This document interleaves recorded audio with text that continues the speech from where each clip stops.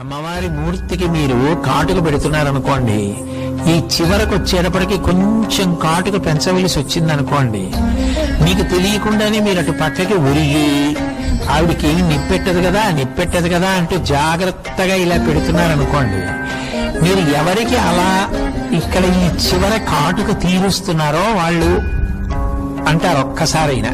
అప్పుడు మీ మీద ఆ కలగంట చూపు పడిందా లేదా అంటే, అమ్మో కంటికి కాటుక పెడుతున్నా అది అమ్మవారి కన్ను, అంత గొప్ప కన్ను అన్న భక్తి యొక్క వ్యగ్రత చేత చెయ్యి వణకాలి. వణకకుండా పెట్టేస్తే భక్తి లేదని గుర్తు.